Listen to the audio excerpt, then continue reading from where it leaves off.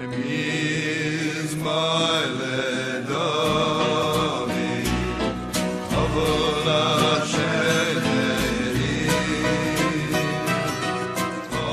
la tzedaka, c'était le tikkun, la réparation du Erev Rav, c'est-à-dire du mélange, que la tzedaka, elle permettait d'éclaircir les idées de manière à connaître sa place, c'est-à-dire à savoir chacun ses capacités, de manière à ce qu'il ne dépasse pas, qu'il ne vive pas en dessous de ce qu'il peut faire, ni au-delà de ce qu'il peut faire.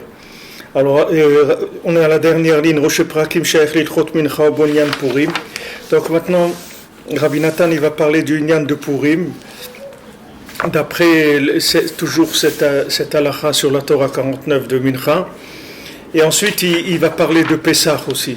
Mais je ne sais pas si on va arriver là, jusqu'à Pessah. Ça m'a l'air un petit peu loin. Mais on va commencer déjà ici. Alors, Otet Zayin, donc on est page 34 en haut. Vezeprinat Purim Shuachana le Pessah, Shuachnat Aman Amalek. Et ça, c'est le Nyan de Purim qui est une préparation pour aller vers Pessah. Que ça, c'est le Nyan de faire tomber Aman Amalek. Keita Bekitve Arizal, Sheikar Idgarut Aman Amalek, Haïta Mahmat, Sheraha Sheisof Agalut. Parce que dans les Kitve Arizal, c'est écrit que l'attaque de Aman Amalek, pourquoi il s'est attaqué à nous? Parce que il a vu que maintenant c'était la fin de l'exil et Israël rotzim livnot à Bet Hamikdash. Et maintenant les Bnei Israël veulent construire le temple. Parce que la réparation principale de tout ce dont on a parlé, ça se fait par le Bet Hamikdash. Kiklal Hadavahu qui est Shprinat Betaila Betatata. Parce que maintenant le principe général de cette notion-là, c'est qu'il y a une maison d'en bas, et il y a une maison d'en haut, il y a une maison d'en bas. Veu Prinat Bina ou Malchut Shem Prinat Lev ou P. Alors maintenant la maison d'en bas et la maison d'en haut, c'est Lev et P, c'est-à-dire c'est le cœur et c'est la bouche. Qui bina liba, parce que la bina elle est dans le cœur. Ou malchut P, et le pouvoir il est dans la bouche. Aïnou masheyodim be'Hashem idbar, al yedit bonenut halev, kol chat kefuman d'shamer belibé. À dire ce que chacun sait d'Hachem par rapport à la déduction de son cœur. Chacun selon ce qu'il peut arriver à être méchaer, c'est-à-dire à mesurer dans son cœur. Zeprinat betaïla, ça s'appelle la maison d'en haut. Zeprinat asagot elokut, aledeprinat itaruta dilela. Et ça c'est des asagot elokut, c'est-à-dire c'est des compréhensions divines. Aledeprinat itaruta dilela, par le principe de l'éveil d'en haut. Shei aledekdushat aneshama, qui vient de la sainteté de l'âme. Beshorsha shei chelek elokam imal, qui est dans sa racine, qui est une partie d'Hachem, Shemitiv'a livror l'Hachem idbar adensof, que sa nature c'est de brûler pour Hachem jusqu'à l'infini, ben tachlit et sans limite.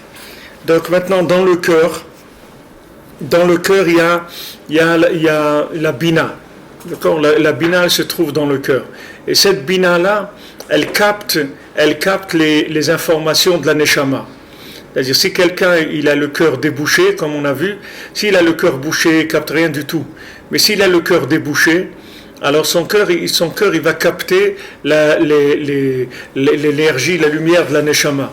Maintenant, quand il reçoit la lumière de la neshama, alors il ressent automatiquement un appel, un élan très très fort vers le haut, vers la maison d'en haut.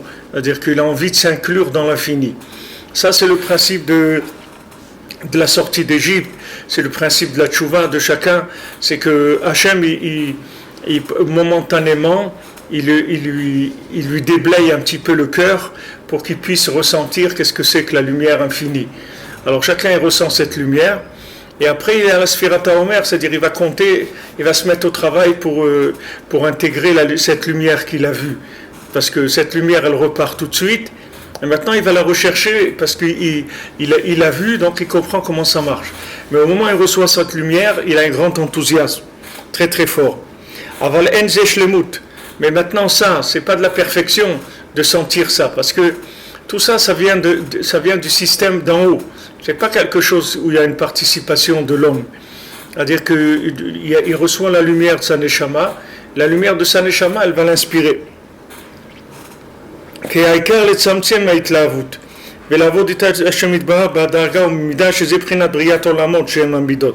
Parce que la chose principale, c'est de contracter la lumière et de servir Hachem de façon progressive et mesurée.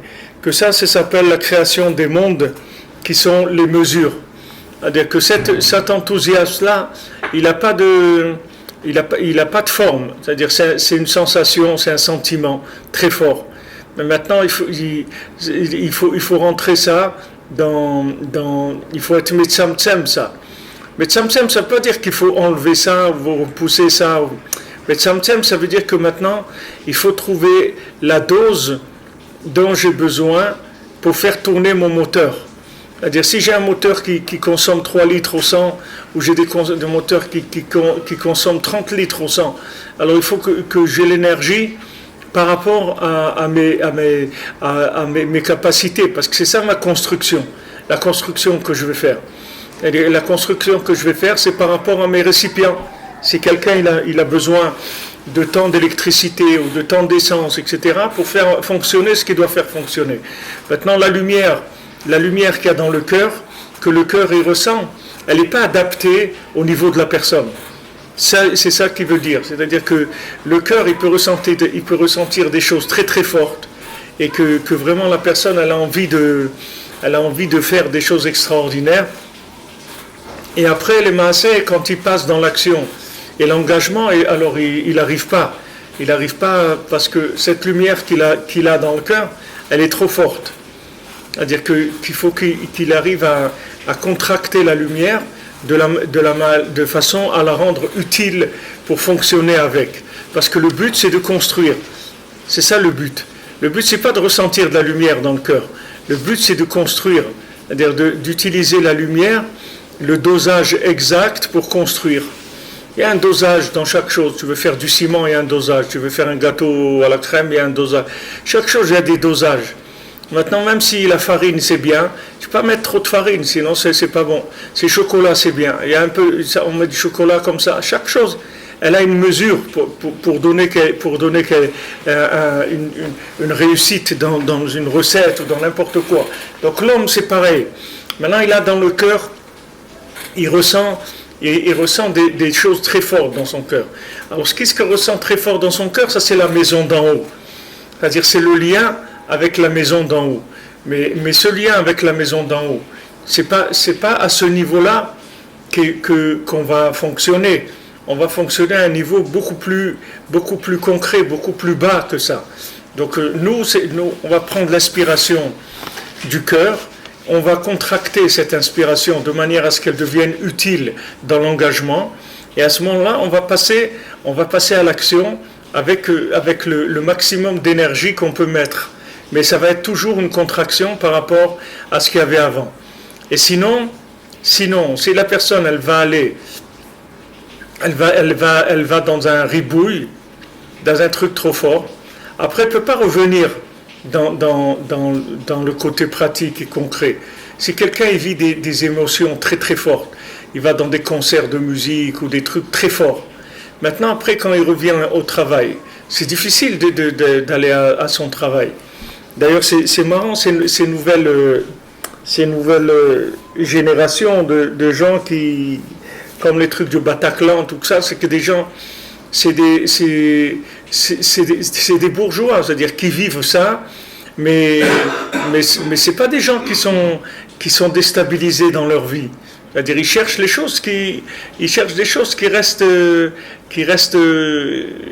assez gérables émotionnellement, de manière à ce que ça déstabilise pas les gens complètement.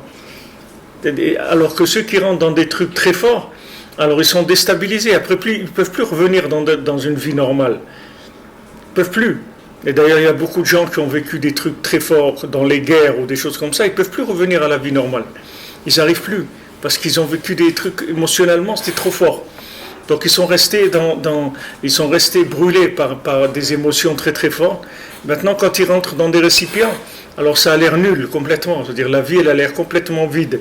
Alors que le but, c'est d'utiliser tout ce qui est émotion forte, c'est-à-dire tout ce qui est bina, d'utiliser ça pour construire. Seulement, quand on va construire, alors il faut contracter la lumière, c'est-à-dire il faut prendre cette lumière et la traduire en conseil, c'est-à-dire une fois que la lumière a brûlé dans le cœur, alors on va utiliser maintenant cette lumière, on va voir comment elle va nous amener à réaliser le but dont on a été éclairé par la lumière.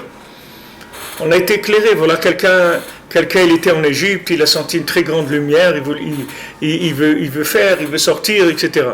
On lui dit ok, alors tu vas venir, voilà, il va y avoir la sortie d'Égypte, et après il va y avoir Matan Torah, et après on va en Eretz Israël, voilà le programme. Il y a un programme.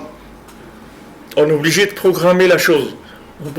On ne peut pas laisser chacun, il va dire, voilà moi ce que je ressens, j'ai envie d'aller là, j'ai envie de tuer Paro, j'ai envie de faire... Chacun il va inventer, il va traduire la lumière. Il y a une méthode qui va permettre justement de canaliser cette lumière et de l'utiliser. Donc les maaseh, d'après ce qu'il nous dit Rabbi Nathan ici, la lumière, la bina, le cœur, c'est connecté à la maison d'en haut. C'est-à-dire c'est ce qu'on reçoit de la maison d'en haut. Mais le Ikar, c'est la maison d'en bas, c'est pas la maison d'en haut. Par exemple, on voit ça dans la Gemara, dans Rabbi Eliezer ben Orkinos, sur le Tanour de Achnai, c'est-à-dire cette machloket qu'il y a dans la Gemara, qui rapportait qu'il y avait un four, et ce four-là, alors il y a toute une discussion des Chachamim par rapport à ce four, comment il reçoit l'impureté, la touma ou pas. Alors maintenant les Chachamim, ils ont tous les sages, ils avaient une façon de voir la chose, et Rabbi Eliezer, il avait une autre façon de voir la chose. Alors lui, il était sûr de lui, c'est-à-dire lui, il était sûr de ce qu'il voyait. Et il leur a dit voilà. Si maintenant j'ai raison, alors voilà qu'il y a un cours d'eau qui s'arrête, qu'il y a un mur qui se penche, il a fait des signes comme ça, mais ça ne servait à rien. Les Chachamim me disent, nous, tous ces miracles que tu fais et tout, c'est pas ça. Nous, on a fixé que c'est comme ça, c'est tout. C'est-à-dire, nous, on est arrivé à la conclusion que la halakha, elle est comme ça. Donc maintenant, toi, tu ne peux pas amener une halakha de Betaïla, tu comprends? Tu ne peux pas amener ça. Il y a aussi et c'est ramené dans un sefer qui était écrit par Riazaken. Riazaken, il était à la yeshiva de Ramrupt, là où il y a Rabbeinu Tam. Et il y avait une discussion entre de savoir. Ce Riazaken, il a écrit un sefer qui s'appelle Shelot et Tshuvot min Hashamayim. C'est-à-dire, il avait un sefer, il écrivait dans ce livre-là, il écrivait la question avant d'aller dormir, et quand il se levait le matin, la réponse, elle était écrite dans le livre. Alors, il demandait en haut. Alors, un jour, il a demandé qu'est-ce qui est vrai dans les tefilines? Qu'est-ce qui est le plus vrai? C'est les tefilines de Rashi ou les tefilines de Rabbeinu Tam? Qu'est-ce qui est, parce que si un des deux il a raison, l'autre c'est pas des tefilines du tout. C'est-à-dire que nous on met les tefilines de Rashi, mais on met aussi les tefilines de Rabbeinu Tam. Mais quand on met les tefilines de Rabbeinu Tam, on doit considérer comme si les Rashi c'est de la paille, les tefilines c'est rien du tout. Parce que si un il est vrai, l'autre il n'est pas vrai. C'est-à-dire il n'y a pas de possibilité que les deux soient vrais. C'est-à-dire c'est ou l'un ou l'autre. C'est pas un complément. C'est ou cela ou cela. Il y a pas de. Mais comme on ne sait pas, alors on met les deux. Alors il a demandé ça. Il a demandé qu'est-ce qui est vrai. qu'est-ce qu'on dit dans le Shamaïm sur les tefilines de Rashi et les tefilines de Rabbeinu Tam. Alors, et la réponse qu'il a eue, on lui a répondu, on lui a dit que tous les tzadikim dans le ciel, ils disent que c'est Rashi, et Akadosh Baruch Hu, il dit Rabbeinu Tam. Alors la réponse qu'il a reçue. Mais à Falpiken, ça va être Rashi. Pourquoi? Parce que les Chachamim, ils ont fixé Rashi. S'ils ont fixé Rashi, ça veut dire que le principal c'est Rashi. Même si Akadosh Baruch Hu dit Rabbeinu Tam. Mais tant que cette lumière-là, que Hachem il a dit c'est Rabbeinu Tam, elle n'est pas descendue, elle n'est pas rentrée dans des récipients qui sont compris par l'homme et qui entraînent que l'homme il vit ça, alors ça reste encore un projet. C'est comme Beth Hillel et Beth Shammai, c'est la même chose. Beth Shammai il a raison, mais il a raison dans Beth Haïla, pas dans Beth Hatata. S'il était arrivé à faire descendre sa Torah dans Beth Hatata, alors il n'y aurait pas eu de problème. Et on lui aurait donné raison.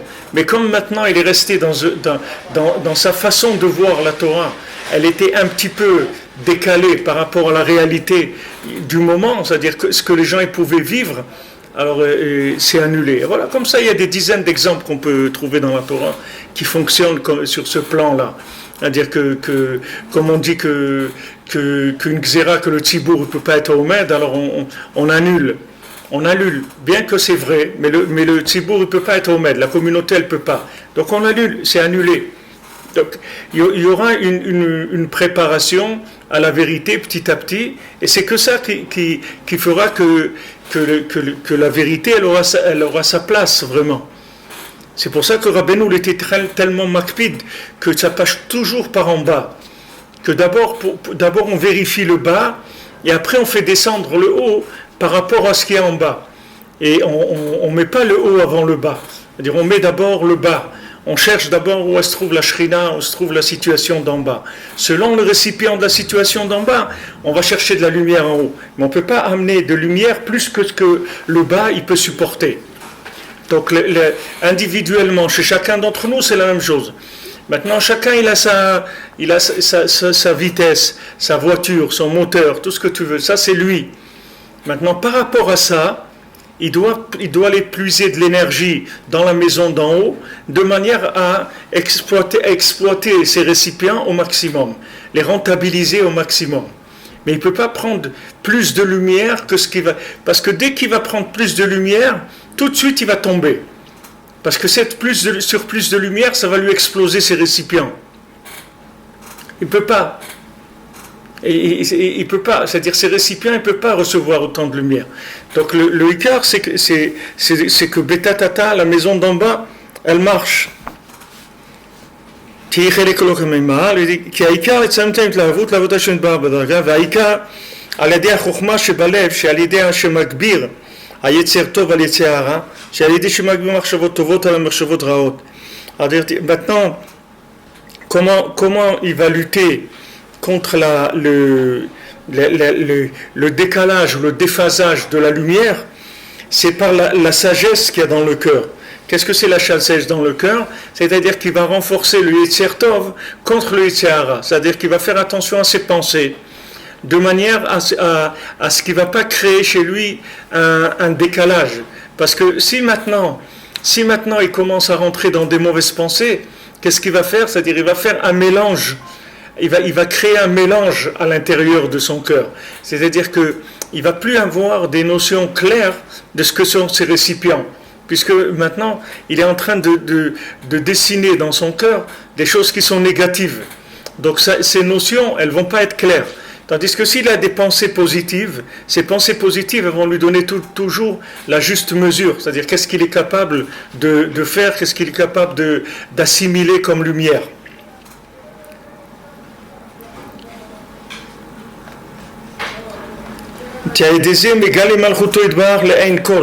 Que maintenant, grâce à ça, il va révéler la royauté d'Hachem aux yeux de tout le monde. C'est-à-dire qu'une fois que la personne elle est arrivée à s'équilibrer dans sa façon de vivre la lumière, alors automatiquement la lumière elle va resplendir dans le monde.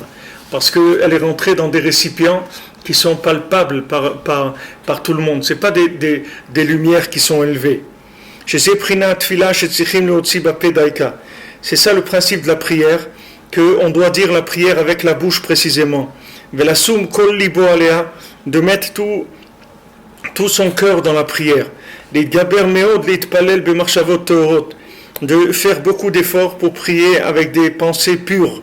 Les kasher marshava shebalev le adibur pe bekesher amitz vechazak, c'est-à-dire d'attacher la pensée du cœur avec la parole de la bouche, avec un lien solide, un lien fort.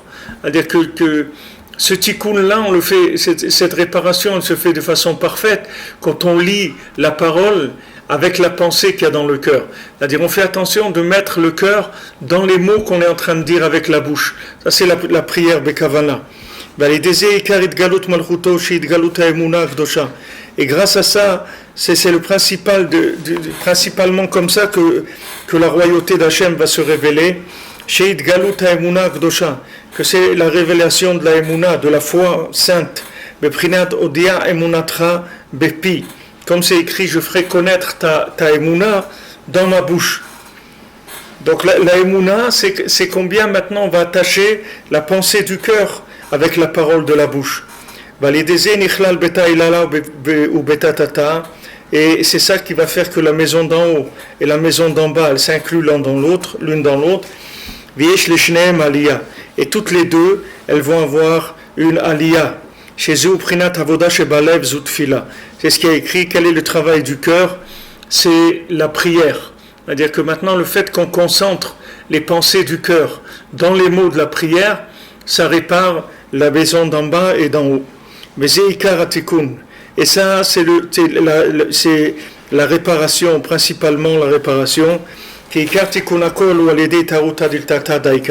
Parce que la réparation toute la réparation générale, elle se fait par l'éveil d'en bas précisément.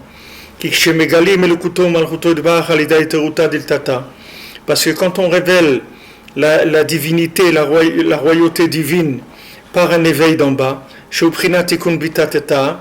qui est la réparation de la maison d'en bas, à ce moment-là, la maison d'en haut, elle a une aliyah. Mais si maintenant on s'occupe que de la maison d'en haut, il n'y a rien qui va se passer. Il n'y a rien, parce qu'on est venu dans ce monde pour la maison d'en haut, mais pour travailler dans la maison d'en bas, pour la maison d'en haut. Mais si maintenant quelqu'un, il est dans la maison d'en bas, et la nostalgie de la maison d'en haut, il reste attaché à la maison d'en haut, et il ne va rien construire du tout. Il ne va rien construire, c'est comme s'il n'était pas passé dans ce monde. Donc il ne faut pas avoir peur de descendre dans là où il faut descendre, parce que le principal c'est de construire la maison d'en bas. Donc il n'y a pas il faut pas refuser, il ne faut pas se mettre dans une situation où on refuse. Comme Rabbeinu dit pour Yaakov Avinu, quand il est descendu en Égypte avec les 70 Nefashot, il dit que si Yaakov Avinu n'avait pas voulu descendre en Égypte, et il serait descendu enchaîné. Dans des chaînes, il serait descendu. Mais il fallait qu'il descende en Égypte, c'est tout. C'était ça la préparation de la maison d'en bas. Il fallait qu'il aille en Égypte, il n'y avait pas le choix. Et quand on lui a proposé, donc il fallait qu'il suive là la providence, que maintenant il fallait aller en Égypte, c'est comme ça. Maintenant la raison, c'est le manger, que Yosef il était là-bas, mais tout ça c'est la présentation de la chose extérieurement. Mais le but de la chose, c'est que maintenant il doit aller en Égypte, c'est tout. Ça, il ne peut pas échapper à ça. C'est comme ça, Yosef aussi devait aller en Égypte. Tout ce qui s'est fait, il leur a dit, moi je vous en veux pas, parce que vous croyez me faire du mal, mais c'est Hachem qui a voulu ça, c'est le chemin d'Hachem. Comme tout ce qu'on vit, voilà, il y a des attentats, il y a des trucs et tout. Nous, on ne sait pas ce que ça veut dire, mais ce qui est sûr, c'est que c'est bien. Il dit, comment c'est bien l'attentat? C'est bien, c'est tout, on ne sait pas. Mais voilà, sur la route, il meurt 90 personnes par mois, donc je veux dire, c'est pas le nombre de morts qu'on regarde. C'est que maintenant ça, c'est Hachem il fait ça parce que c'est bien, c'est tout. Nous on comprend pas que c'est bien, mais c'est bien. Hachem il sait ce qu'il fait. Il n'y a pas de nian que ça va pas être bien.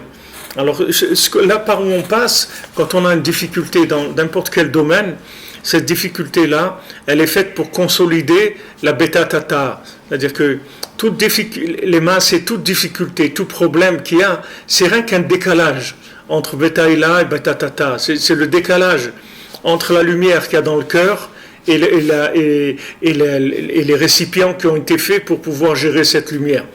Qu'est-ce qui n'a pas fonctionné avec l'Égypte, avec la sortie d'Égypte? Ils n'ont pas su contracter après.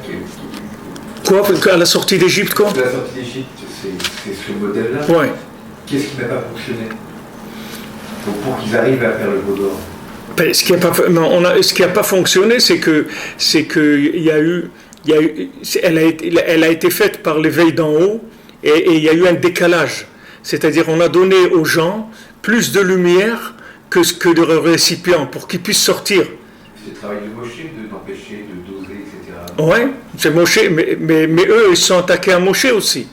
Ils ont voulu tuer Moshe, ils l'ont accusé qu'il prenait les femmes des autres, ils lui ont fait des histoires terribles à Moshe Rabbeinu. Mais ce n'était pas de leur faute. C'était parce que c'était que des gens qui étaient ribouillés. C'était des gens, ils étaient high, ils étaient dans un truc trop haut. Mais d'un autre côté, c'était indispensable, parce que sinon, ils restaient là-bas. Il fallait 400 ans pour équilibrer. Qu'on voit le Dalet, 400 c'est le Dalet. C'est-à-dire il fallait qu'ils restent là-bas 400 ans. À ce moment-là, ils seraient sortis bien, tranquillement, en étant sûrs de leur choix. Il n'y aurait eu aucun problème. Et là, ils auraient été directement vers Matan Torah, Eretz Israël et tout, il n'y aurait eu aucun problème, aucune difficulté. Toute la difficulté, c'est qu'il y avait un décalage entre la lumière et leur récipient, leur capacité d'intégrer la lumière. Maintenant, c'est pour ça que le Hametz, il était assourd, Bemachéou. Parce que du moment où maintenant, ils sont propulsés par une lumière qui vient de la maison d'en haut, alors il ne faut absolument pas d'utiliser aucune réflexion. Parce que la réflexion, elle est avec des récipients qui sont complètement anachroniques par rapport à la lumière qu'ils ont. Les récipients, ils sont très très loin de la lumière. Donc, qu'est-ce qu'il fallait? Il fallait du bitoul, il fallait de la soumission, il fallait supporter toutes ces caprices, en sachant que cette katnout, tous ces problèmes-là, ils viennent justement du fait qu'on m'a libéré alors que je n'étais pas apte à être libéré. C'est la même chose pour la tchouva. C'est pareil, c'est le même principe. C'est le même principe. Il n'y a personne qui fait tchouva par maturité. Ça n'existe pas. Parce que tu ne peux pas avoir une maturité en Égypte. Tu ne peux pas. C'est-à-dire que tu ne peux pas vivre dans la Touma et arriver à une maturité. C'est impossible. Donc c'est pour ça qu'on ne peut pas échapper au ribouille or. On ne peut pas échapper, non. On ne peut pas échapper au ribouille or, mais on peut échapper à ses conséquences. C'est-à-dire que maintenant, on peut gérer les effets secondaires du ribouille or. Et du moment où tu sais qu'on te donne de la lumière qui n'est pas à toi, c'est-à-dire si on te donne de la lumière par rapport à tes récipients, tu restes là-bas, tu ne sors pas. Tu ne vas pas avoir envie de sortir. Il y a beaucoup de gens qui te disent, moi je suis très bien, moi là où je suis. Pourquoi tu veux que moi je suis très heureux, je suis équilibré, j'ai ma vie et tout ce qu'il faut. Il ne me manque rien. Donc ces gens-là, ils ne vont jamais sortir. Maintenant, celui qui sort, c'est un bonhomme qui a reçu une décharge de lumière qui lui a explosé tous ses repères. Maintenant, il sort, il voit la lumière, il sort. Maintenant, il sait qu'il est comme ça. Il le sait. Il faut que quelqu'un lui dise. Il ne va pas le savoir. Lui, il croit que tout le monde croit que c'est lui. Tous les gens ils croient qu'ils ont une super inspiration, etc. Mais c'est vrai qu'ils ont une super inspiration. Mais pour qu'ils aient une super inspiration, on leur a fait un débouchage du cœur artificiel. C'est-à-dire on leur a ouvert le cœur malgré eux, pour leur envoyer cette lumière-là. Maintenant, si quelqu'un est averti de ça, il te dit, regarde, maintenant pour que tu sortes, on est obligé d'utiliser les grands moyens, comme on dit. Mais sache que cette lumière, elle ne t'appartient pas. Ce n'est pas toi du tout. Toi, tu es le même bonhomme qu'en Égypte. Tu n'as pas changé. Toi, ton statut, c'est un Égyptien. Tu n'as pas changé. Donc, alors, on doit dire, bon, alors qu'est-ce que je dois faire? Tu dois aller doucement. Tu dois aller très doucement. Et même en allant doucement, ça, tu vas avoir des problèmes. Parce qu'à des moments, tu vas vivre des décalages. Même quand tu vas faire les mitzvot, même quand, tout simplement, ça va être déjà énorme pour toi. C'est-à-dire même de faire la halakha, tout simplement, c'est déjà énorme pour toi. Alors maintenant, les gens, par rapport à la lumière qu'ils ressentent, ils croient que ce discours-là, c'est un discours de ringard, comme ça, de bonhomme des lumières. Mais attends, mais tu sais pas la lumière que j'ai, moi. Mais justement, c'est parce que tu as beaucoup de lumière. Tu dois faire attention, sinon tu vas tout perdre. Sinon, cette lumière, elle va t'exploser la vie. Après, le bonhomme, il se retrouve complètement à côté. Parce qu'il a suivi la lumière, l'inspiration qu'il avait. L'inspiration, elle est vraie. Mais ce qui compte, ce n'est pas l'inspiration qu'il a eue, c'est ses récipients pour révéler Hachem. C'est ça qu'on veut. C'est ça qu'on veut. C'est quelqu'un, il n'a rien fait dans sa vie, il n'a pas étudié, il n'a rien fait, mais il s'est occupé de sa femme et ses enfants. Il a beaucoup plus réussi que s'il a étudié, il a prié toute sa vie, il ne s'est pas occupé de sa femme et de ses enfants. Parce que là où il faut investir, c'est dans le Dalet. C'est en bas qu'il faut investir. C'est pas en haut. Alors lui, il veut avancer, c'est très beau qu'il veut avancer. C'est très bien, mais ce qu'il faut, c'est révéler Hachem. Comment on révèle Hachem? Quand on a une mishpacha, que les enfants ils sont nés dans Tarata Kodesh, qu'ils sont dans des bonnes écoles, qu'ils ont des bonnes déotes et tout, il n'y a pas une plus grande réparation que ça. C'est ça la vraie réparation. Parce que eux, par contre, ils ne sont pas dans le ribouille. Et ils ne sont pas dans le ribouille, les enfants. Parce qu'ils sont nés ils sont nés avec des récipients. Ces récipients, les récipients des enfants, ils sont beaucoup plus grands que les récipients des parents. Même si le corps des parents est plus grand. Mais le récipient des enfants, il est plus grand que le récipient des parents. Parce qu'il est plus pur. C'est déjà pour ça que ceux qui étaient dans le désert, les enfants, ils sont rentrés en Eretz Israël. Il n'y avait pas de problème. Les enfants, ils n'ont eu aucun problème à rentrer en Eretz Israël. Mais les parents, par contre, ils ont souffert. Ils ont souffert et ils ont fait le pont, c'est-à-dire le lien. Un Baal Tshuva, c'est quelqu'un qui fait le lien entre le Yud et le Dalet. Il fait passer des gens de l'un côté à l'autre. Et il sert de pont. C'est son travail. Et en général, ça reste un juif du désert toute sa vie. C'est-à-dire, il n'est pas... Voilà. Ouais, même Moshe Rabbeinu à son niveau, c'est comme ça. C'est-à-dire que c'est un juif du désert. Il peut pas rentrer en Eretz Israël parce qu'il n'a pas les récipients. Il n'a pas les récipients du tout pour entrer en Eretz Israël. Et d'un autre côté, il est construit comme un Égyptien. Il a de la lumière très forte. Il est tout à l'envers, le bonhomme. Qu'est-ce que tu dis, Chon? Non, je suis étonné. C'est comme Moshe Rabbeinu. Même Moshe Rabbeinu, parce que Moshe Rabbeinu, il a reçu le retour des Bnei Israël. Il a reçu puisque maintenant sa bétail-là, lui, son char Hanoun, il n'est pas arrivé à le faire descendre dans Batatata, c'est-à-dire il n'est pas arrivé à tenir le peuple, il n'est pas arrivé à amener le peuple là où il devait l'amener, c'est-à-dire la révolte du peuple, elle a été plus grande que sa capacité de les rééquilibrer, donc il a payé le prix de ça, c'est-à-dire que lui-même, qu'est-ce que ça veut dire Moshe Rabbeinu, il n'est pas rentré? Ça veut dire que Hachem, il lui a dit, tu vois que c'est pas le moment de la Géoula, c'est tout, on peut pas. Il n'y a personne qui est prêt pour l'instant. C'est-à-dire le tzaddik lui-même, il reçoit la conséquence de ce que le peuple il prend. Si le peuple n'a pas pris la lumière de Moshe Rabbeinu, sa lumière elle n'était pas assez forte pour les sortir de leur katnout, c'est-à-dire de les sortir du veau d'or, etc. Alors ça veut dire qu'il y avait encore un problème de contraction de la lumière. Elle était encore trop forte, la lumière. C'est tous les tzadikim, ça. Ouais. Tous les tzadikim, c'est comme ça, Rabbeinu dit. Tous les Yitzhara de tous les tzadikim, c'est ça. C'est que Yosef, c'est pareil, il a été à Dotan, alors qu'Hachem lui a dit, Yaakov lui a dit, tu vas à Shrem. Il a dit, tu vas chercher ses frères à Shrem. Après, il a entendu qu'ils étaient à Dotan, alors il a été jusqu'à là-bas. Mais il ne devait pas aller à Dotan. Il devait rentrer. Il devait rentrer parce qu'il ne pouvait pas faire le lien entre le Yud et le Dalet à Dotan.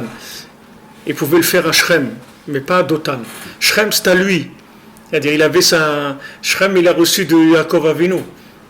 C'était un endroit où il avait sa shlita, c'est-à-dire il pouvait dominer là-bas arrivait à les tenir à Shrem. Mais à Dothan, ça y est, c'était plus dans son périmètre de rayonnement. Donc à ce moment-là, il a dû passer par toutes ces choses inversées complètement.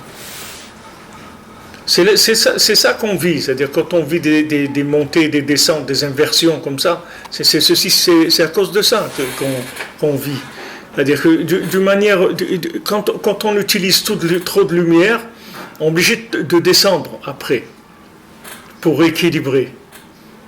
Si tu utilises juste la dose que tu es prescrite, tu n'as pas besoin de descendre. Tu n'as pas besoin de descendre. Si tu sais que la lumière ne t'appartient pas, jamais tu descends, tu ne tombes pas. Quand est-ce que tu tombes? C'est quand tu crois que la lumière elle t'appartient, que c'est ta lumière. Tu te mets à fonctionner avec ça, alors tu tombes. Mais si tu te dis, cette lumière-là, c'est de la lumière qui m'est prêtée quand j'en ai besoin, alors je prends là-dedans pour ce que j'ai besoin, pas plus, il n'y a aucune raison que tu tombes. Parce que la descente, elle est... On l'a vu, c'est-à-dire Alou et Harim Yardou Théomot. Pourquoi ils sont descendus dans le Théom? Parce qu'ils sont montés sur des montagnes. S'ils n'étaient pas montés sur la montagne, ils ne seraient pas descendus dans l'abîme. Parce qu'ils sont montés dans l'abîme, qu'ils sont descendus ils sont montés en trop haut, qu'ils sont descendus très bas. C'est toujours le même principe. Mais le Chidouche qui dit ici, c'est que le Ikar, c'est la Itaruta del Tata, c'est-à-dire que le Ikar, c'est d'attacher la pensée avec la bouche. C'est ça le Ikar. L'Ikar, c'est que tu mets ta pensée au service de ta bouche. C'est-à-dire que tu lis la pensée avec la bouche. Quand tu dis les mots de la prière, alors tu lis la pensée avec la bouche. La bouche, c'est Dalet et la pensée, c'est Yud. Tu les lis ensemble. Comme on a vu que Adblidai, c'est-à-dire que vos lèvres elles vont s'épuiser de dire Dai. De dire Dai, ça veut dire ça suffit. Ça suffit de la lumière, ça suffit, j'ai pas besoin. Laisse-moi travailler, j'ai pas besoin de lumière. C'est-à-dire, ça y est, tu as compris que c'est là où ça se passe, c'est dans le travail que ça se passe, pas dans la lumière. C'est à l'envers, c'est-à-dire par rapport à tout ce que quelqu'un peut ressentir quand il fait tchouva. Et c'est très rare les gens qui réussissent à cause de ça. Parce que s'ils n'ont pas trouvé des rabbanim qui les conseillent, qui leur disent ce qu'il faut faire, il a pratiquement aucune chance de s'en sortir. Parce qu'il va être toujours dans le ribouille. Il va toujours être ribouillé, parce que tous les systèmes, ils te proposent que des trucs d'élite. C'est que des trucs, des systèmes d'élite. Tout ce qu'on propose, c'est que des systèmes d'élite, et les gens, c'est pas des élites. La plupart des gens, ils sont pas du tout des élites, c'est des gens simples. Mais si on te disait, voilà, regarde, tu vas rentrer dans la Torah et tout, tu vas aller travailler 8 heures par jour, tu vas t'occuper de ta femme, tes enfants, tu vas construire un foyer, tu vas faire une maison de Torah, tu vas construire une maison d'en bas, c'est ça qu'Hachem il veut. Alors c'est autre chose, mais il n'y a personne qui dit ça. Qui est-ce qui dit ça? Les gens, ils te disent, allez, vas-y, fonce. Rentre dans la lumière à fond, vas-y dans la lumière à fond. Et le bonhomme, il ne se construit pas, il passe des années, il ne se construit pas du tout, il n'arrange pas ni ses midotes, ni rien du tout. Il ne peut rien arranger, parce que la lumière qu'il met, elle est trop forte par rapport à ses récipients, donc elle n'arrange rien du tout. Jusqu'à qu'après, ça craque, au bout de quelques années, ça craque, les récipients, ils craquent complètement, par le fait qu'il y ait trop de lumière. Donc c'est un principe général dont on parle souvent et que Rabbeinu, c'est un spécialiste de ça, parce que ça fait partie de la réparation, puisque tout notre problème aujourd'hui, c'est uniquement ça. C'est-à-dire qu'on est traité avec des lumières qui sont très élevées, c'est-à-dire qu'on utilise des éléments pour traiter nos problèmes, c'est-à-dire notre handicap. On est traité avec des choses qui sont extrêmement puissantes, des choses très très élevées, La seule chose qu'on nous demande, c'est de savoir que ça, c'est pas nous, c'est pas à nous, et qu'on doit utiliser de façon, avec beaucoup de pudeur et de doucement. C'est-à-dire, il faut utiliser ça avec beaucoup de pudeur. Il faut faire attention. Parce que dangereux. Voilà, modération. Voilà, exactement, modération. Faire attention. Il faut être modéré. נמצא שכלליות העולמות נקרא את תרותא דלילה בבחינת בתאילה. Maintenant, la plupart, c'est-à-dire dans sa généralité, tous les mondes, ça s'appelle la maison d'en haut. Ça s'appelle l'éveil d'en haut, la maison d'en haut.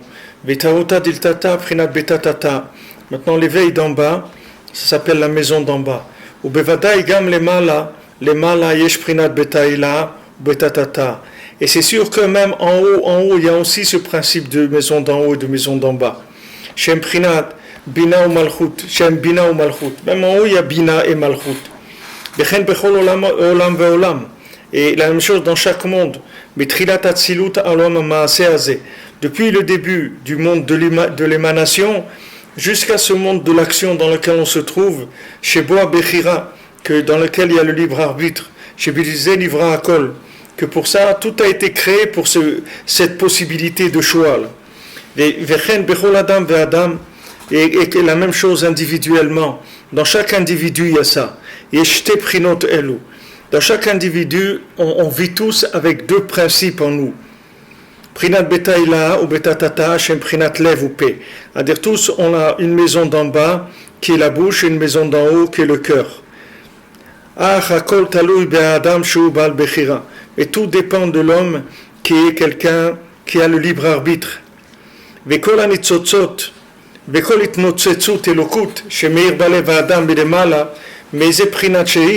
Maintenant, tout sentiment de la divinité qui est clair, qui va briller dans le cœur de l'homme d'en haut, c'est-à-dire d'en haut, on va lui envoyer un sentiment de lumière, mais de n'importe quel angle que ça soit, Hakol hi prinat betaïla, tout ça, c'est la maison d'en haut. C'est-à-dire que quand on ressent en nous ce sentiment de la divinité, c'est-à-dire cette inspiration, tout ça, ça vient de la maison d'en haut.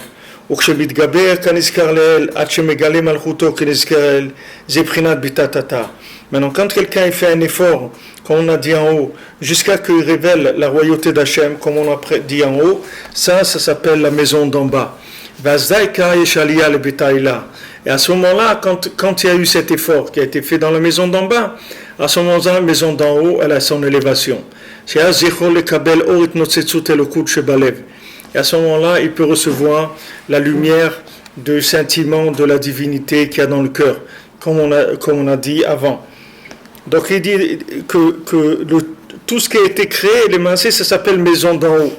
Et la maison d'en bas, c'est uniquement dans ce monde-là du maasé. Et là où ça va le plus se concrétiser, c'est dans le libre arbitre, c'est-à-dire dans la capacité de choisir. C'est-à-dire, pour résumer ce qu'il dit de façon simplifiée, quand tu te trouves devant un choix, que maintenant, soit tu ne sais pas ce qui est bien, soit tu ne sais pas ce qui est mal, tu ne sais pas quoi faire. Soit tu sais ce qu'il faut faire, mais tu ne peux pas le faire. Ça vient du fait que la lumière, elle n'est pas en équilibre avec les récipients. Parce que si maintenant la lumière, elle vient dans des récipients, tu vas savoir quoi faire et tu vas avoir la force de le faire. Le fait que maintenant, tu n'as pas la force de faire ce que tu dois faire, c'est parce que tu es dans le ribouille or. C'est pour ça que tu n'y arrives pas. C'est parce que tu as maintenant une conscience qui n'est pas en rapport avec ton action. Donc automatiquement, ce qui est ton niveau de choix, tu ne vas même pas être confronté à ça parce que ce n'est pas là-dedans que tu te trouves. C'est-à-dire que tu es dans des lumières dans lesquelles ces choix-là, ils ne sont même pas présents. Et ces choix-là, ce sont tes choix. Ce sont tes choix. C'est comme si tu es à l'école, tu vas dans une classe de terminale alors que tu dois aller à la maternelle. Mais en terminale, tu ne vas pas trouver de la pâte à modeler. Il n'y a pas de terminale pâte à modeler. Pâte à modeler, c'est la maternelle. Donc maintenant, le fait que maintenant tu vas être en terminale, d'abord tu vas t'ennuyer et tu vas rien faire parce que c'est pas ton endroit. C'est tout du ribouille. Et les choix que tu vas faire, tu vas être incapable de les faire parce que c'est pas ton endroit. Donc tu sais pas quoi choisir. Mais si tu vas à la maternelle, tu es dans ton endroit, tu vas faire les choix qui sont conséquents à ton niveau. Et à ce moment-là, tu vas avancer. À ce moment-là, tu vas faire agir ton libre arbitre parce que tu te trouves dans un niveau où tu peux choisir vraiment. Où tu as la possibilité de choisir. Comme ce que je dis, la Gemara dit qu'il y avait un mulet, il voulait avoir des cornes comme un cerf. Alors il est venu, il a dit moi je veux avoir des cornes. Il a vu un cerf, il a dit je voudrais avoir des cornes comme un cerf. Alors ils lui ont dit d'accord, alors on va te couper les oreilles pour les cornes, il faut te mettre des cornes. Alors on va te couper les oreilles, on lui a coupé les oreilles. Alors après ils l'ont laissé comme ça, avec les oreilles coupées. Alors il a dit alors qu'est-ce qui se passe? Il dit alors qu'est-ce que tu veux qu'il se passe? Tu vois bien, on ne peut pas te mettre des cornes. On ne peut pas te mettre des cornes, tu es un mulet, tu n'es pas un cerf. Comment les cornes ne sont pas collées? Les cornes, ça fait partie de tout cet animal, il a des cornes, c'est tout. Alors il dit alors pourquoi vous m'avez coupé les oreilles? Il dit parce que les oreilles ne t'intéressent pas, puisque toi tu veux des cornes. Alors la Gemara te dit la conclusion, que tout celui qui veut ce qui n'est pas à lui, alors il perd ce qui est à lui. Alors ça on le voit ici, avec ce qui nous dit Rabbi Nathan, c'est-à-dire que maintenant, le fait que quelqu'un il va chercher un niveau de lumière qui est plus que ses récipients, les maasés pendant ce temps-là, il perd tout ce qu'il aurait pu faire avec ses récipients. Oui, il pouvait faire des choses, mais il ne va pas les faire. Parce que comme il a passé la barre très haut, alors les petites choses, ça ne l'intéresse pas. C'est quelqu'un, tu lui dis tu vas faire une ligne de Gemara par jour, il va te dire moi ça ne m'intéresse pas une ligne de Gemara, moi je veux faire 2-3 pages par jour. Mais 2-3 pages par jour tu ne vas pas les faire. Il a dit non, moi c'est ça que je veux, moi. Parce que ce qu'il a dans son cœur, c'est quelque chose qui se schématise, qu'il va faire 3 pages de Talmud par jour. Maintenant tu lui dis une ligne, tu dis une ligne, non. Mais s'il fait une ligne, dans un an il va faire 365 lignes. 365 lignes, ça fait des pages et des pages. Mais non. Alors maintenant, les maasés, le fait qu'il a voulu faire plusieurs pages par jour, ça fait que les 365 lignes qu'il aurait fait dans l'année, il ne va pas les faire. Et il va faire ni ça, ni ça. Parce que l'autre, c'est trop haut pour lui. Et le reste, il ne le voit même pas là où il est. Ça ne l'intéresse même pas. Il est blasé. Il peut même pas faire des petites choses. Ça ne l'intéresse pas, les petites choses. Ça n'intéresse pas parce que la lumière dans laquelle il vit, elle est trop forte. Alors c'est très fin parce que tu dois savoir qu'on est obligé d'utiliser de la lumière très forte pour te faire sortir d'Égypte. Et d'un autre côté, tu dois tout le temps savoir que tu as des récipients égyptiens et que la lumière qu'on utilise pour te faire sortir, c'est une lumière d'emprunt. C'est pas une lumière qui t'appartient. Que c'est une lumière de motivation pour pousser, etc. Mais c'est pas ta lumière, c'est pas toi. C'est quelque chose qui vient t'assister pour que tu t'engages, c'est tout. Mais le but, c'est de s'engager, de faire des choix de par soi-même. Donc, à toi de savoir où tu te trouves vraiment, d'avoir Yishuvadat, comme Rabbeinu dit, Bodedut, c'est Yishuvadat, c'est-à-dire de savoir vraiment où tu te trouves, c'est-à-dire quelle est ta madriga, ton niveau à toi, et de travailler à ce niveau-là, et de faire les bons choix, d'être capable de dire oui à ça, non à ça. Ça je fais, ça je fais pas. Ça je peux pas faire, ça je peux faire. D'utiliser le libre arbitre. Mais quand tu pousses la lumière trop haut, tu peux pas avoir de libre arbitre parce que ce sont pas tes choix. C'est pas des choix qui t'appartiennent. Donc automatiquement t'es perdu. Parce que c'est pas à ce niveau-là que tu peux choisir. Toi, tu peux choisir un niveau plus bas, mais pas ce niveau-là. Ce niveau-là, t'as pas les récipients qu'il faut pour être en position de choix. Donc ça aussi, c'est par rapport à ce qu'il avait dit avant que omdim tzfufim shtachavim revachim. C'est la même chose, c'est-à-dire que quand on est omed, c'est-à-dire quand on est debout, c'est-à-dire dans la lumière, dans Betaïla. Alors tout le monde on est omet, c'est-à-dire on est dans la lumière d'en haut. On est serré dans la lumière d'en haut, c'est-à-dire on est tous pris par la lumière d'en haut. Mais quand on prosterne, c'est-à-dire que maintenant on passe à notre travail personnel, à ce moment-là, il faut Arbaamot, il faut le dalet, il faut le mettre en place pour pouvoir mettre le yud à l'intérieur. C'est le même problème comme il a dit hier avec ce qu'il a dit Shlomo, 10 A, 10 c'est dalet yud. C'est-à-dire que maintenant le nian de l'argent, c'est la même chose. C'est-à-dire celui qui a l'argent pour la parnassa, et alors son argent il le détruit pas parce que c'est un argent véhiculaire. Mais si maintenant il dépasse la dose prescrite, c'est plus un argent véhiculaire, ça devient un vodazara. C'est pour ça que j'ai pensé hier le dollar, ça commence par dalet aussi. Et qu'est-ce qu'ils écrivent dans le dollar? In God we trust. C'est-à-dire c'est là-dedans notre Dieu. On y croit dans le dollar, c'est-à-dire dans ce dalet-là, on rentre le Dieu le Dieu pour nous, on l'atteint à travers l'argent. C'est-à-dire que si quelqu'un il n'a pas d'argent, alors il a pas de, il vaut rien du tout, il est complètement à côté. Donc c'est des gens qui sont en ribouille permanent. Parce que l'argent, c'est juste un moyen de fonctionner. Comme Rabbi nous dit, c'est la graisse, c'est tout. Il faut pour graisser la charrette, pour tourner. Mais c'est pas un but dans la vie. Quand est-ce que ça devient un but? Quand c'est du ribouille, c'est tout. Et après, tu n'as plus le choix. Tu ne peux même pas faire des choix. Parce que si la personne, elle est dans une avodazara de l'argent, c'est fini. Quel choix tu vas faire? Avant Banam Lachmanidi, il dit que d'habiter en dehors d'Eretz Israël, c'est une avodazara. Mais de vivre en Eretz Israël avec ta Avat Mamon, c'est 70 avodazara. Si quelqu'un il est en Eretz Israël, il a ta Avat de l'argent, c'est 70 avodazara l'argent. Ça inclut tous les avodazara du monde. Parce que si tu veux, c'est la négation du travail pour intégrer le yud dans le dalet, le nian de l'argent. C'est pour ça qu'ils ont fait le veau d'or.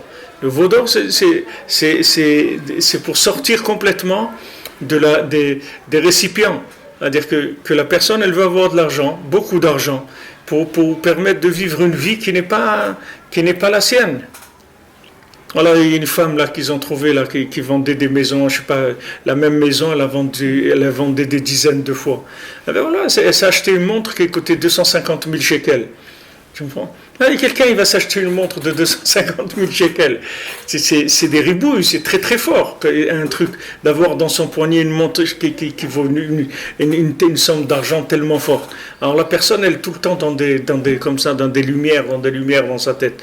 Alors que le tachlis, c'est qu'elle fonde un foyer, qu'elle ait des enfants, qu'elle fasse ses chalotes pour Shabbat, des trucs. C'est ça qui est sa place. C'est comme ça qu'elle va être heureuse. C'est comme ça qu'elle va faire ce qu'elle a à faire. Non? Hein? Ah, elle s'appelle Or. Chazak. Ouais, elle s'appelle Lumière. Ouais, ça veut dire qu'elle était dans. C'est des orotes. Les gens ils rentrent dans des orotes. Et après ils ont des capacités, ils croient, ils font des trucs, mais sauf après il y a un jour où boum, il y a un mur. Ça y est, la personne elle est comme on dit, elle est au pied du mur. C'est fini. Les choses elles se remettent en place. Et c'est un chesed. Que du vivant de la personne, elle peut se refaire et se faire tchouva et s'arranger, etc.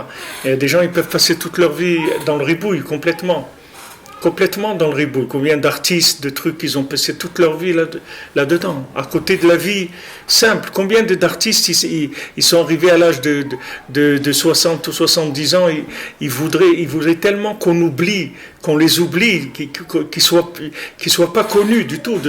Je parle pas des artistes que même à 80 ans, ils veulent pas lâcher la scène, parce qu'ils sont dans le ribouille. Mais il y a des artistes, ils arrivent à un âge où ils auraient aimé ne pas être connus. Pour vivre simplement, c'est tout. Parce qu'ils se rendent compte qu'il n'y a pas un plus grand bonheur que d'être à sa place. C'est le plus grand bonheur qui existe. Alors que le système, il crée un mélange comme ça pour que les gens ils soient complètement déphasés. Et quand ils sont déphasés, les gens, tu peux les exploiter comme tu veux. Une fois que quelqu'un, tu lui as faussé ses repères, après tu en fais de lui un esclave. C'est très facile. Parce que la personne, elle ne sait pas qui elle est. Donc tu peux faire de lui ce que tu veux après. Après tu le tires. Justement avec son inspiration, soi-disant, tu peux l'emmener où tu veux. Regarde Korach, regarde tous les gens qui ont. Tellement il y a eu de révoltes dans l'histoire de la sortie d'Égypte, tout ça parce que les gens ils ont vécu un ribouille or. C'est-à-dire ils ne savaient pas que cette lumière-là, c'est une lumière d'emprunt pour sortir d'Égypte, c'est tout. Mais ce n'est pas le but du tout de rester dans cette lumière-là. Le but, c'est de développer des choix qui sont à ton niveau. Il y a des tzadikim que leur choix il est comme ça, et d'autres. Il y a des gens que leur choix c'est de manger une demi-tablette de chocolat ou une tablette de chocolat entière. C'est ça leur choix. C'est là où il est. Il n'est pas dans un travail de tzadikim, il est dans des petites choses. C'est là où il a son niveau de choix. Et c'est là qu'il doit travailler. Ça s'appelle tikkun betatata. Ça s'appelle réparer la maison d'en bas. Et à ce moment-là, il y a la maison d'en haut qui se répare. Mais si ça ne va pas dans la maison d'en bas, en haut il ne se passe rien. Tu ne fais rien en haut. Il n'y a rien qui change. Tu ne fais rien avancer. Si tu es dans le ribouille, tu ne fais rien avancer du tout. L'histoire du monde, elle n'avance pas. L'histoire du monde, elle avance quand tu es face aux choix qui te sont personnels, spécifiques à ton niveau. Et à ce moment-là, tu fais avancer. Ezrat Hashem. Be'atzlacha. Ah, mais voilà, Otzaïn, on est Vezé Prinat Pessah et sur Echot Chametz. Donc demain, on va faire sur Bezat Hashem, sur Pessah.